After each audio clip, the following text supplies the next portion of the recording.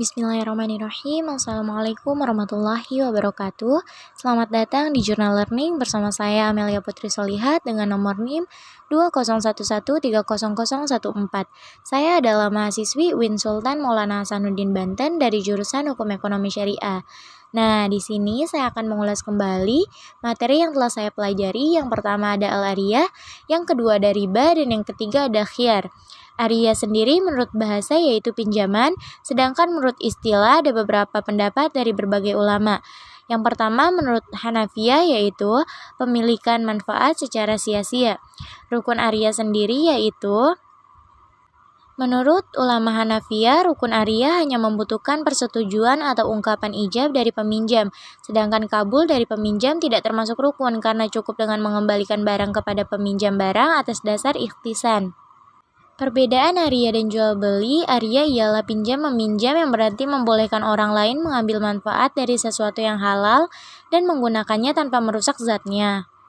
Sedangkan jual beli menurut ulama Hanafiyah, jual beli ialah pertukaran harta benda dengan harta berdasarkan secara khusus yang dibolehkan. Perbedaan ariyah dan ijaroh. Ijaroh adalah akad atas suatu manfaat dengan pengganti. Itu menurut ulama Syafi'iyah. Macam-macam ijaroh sendiri terbagi menjadi dua. Yang pertama ijaroh tentang manfaat dan yang kedua ijaroh tentang pekerjaan.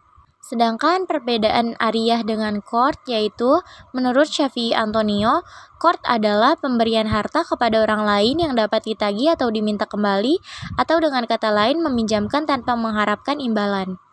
Baik, materi yang kedua yaitu tentang riba. Riba artinya adalah bertambah atau berkurang, bisa juga diartikan meninggi. Begitu pula dengan luka, tanah, dan harta yang apabila bertambah atau berkembang dapat dikatakan riba. Dasar hukum riba dalam Quran Surat Al-Baqarah ayat 276 yang artinya Allah memusnahkan riba dan menyuburkan sedekah. Allah tidak menyukai setiap orang yang tetap dalam kekafiran dan bergelimang dosa. Macam-macam riba, yang pertama ada riba nasi'ah, yang kedua ada riba fadl, yang ketiga ada riba qard, dan yang keempat riba jahiliyah. Solusi mengatasi riba ini yang pertama mengubah riba menjadi akad kredit, yang kedua mengubah riba menjadi akad bagi hasil, yang ketiga mengubah riba menjadi gadai, dan yang keempat mengubah riba menjadi sedekah. Materi yang ketiga adalah khiyar.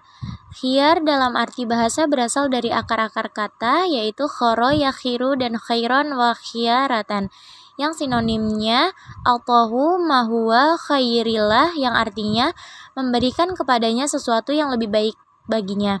Sedangkan khiyar menurut istilah yaitu kalangan ulama fikih mencari yang baik dari dua urusan baik berupa meneruskan akad atau membatalkannya.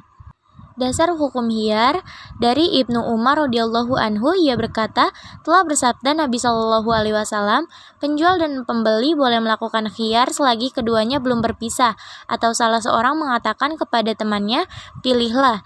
Dan kadang-kadang beliau bersabda atau terjadi jual beli khiyar. Hadis riwayat Al-Bukhari. Macam-macam khiyar. Yang pertama ada khiyar majlis, yang kedua ada khiyar syarat, yang ketiga khiyar aib, dan yang keempat khiyar ru'yah. Tujuan khiyar. Tujuan khiyar yaitu Allah Subhanahu wa taala memperbolehkan jual beli yang sesuai dengan hukum Islam, yang sesuai dengan ketetapannya. Terjadinya interaksi antara penjual dan pembeli yang saling berhubungan, yaitu dengan adanya khiyar, yaitu memilih dengan tujuan agar penjual dan pembeli tidak terjadi sengketa apabila terdapat masalah dalam transaksi jual beli kemudian hari. Karena sejatinya jual beli berdasarkan pada suka sama suka dan kerelaan antara penjual dan pembeli. Baik, cukup sekian materi yang dapat saya sampaikan. Kurang lebihnya mohon maaf. Wallahul muwaffiq ila aqwamit thoriq. Wassalamualaikum warahmatullahi wabarakatuh.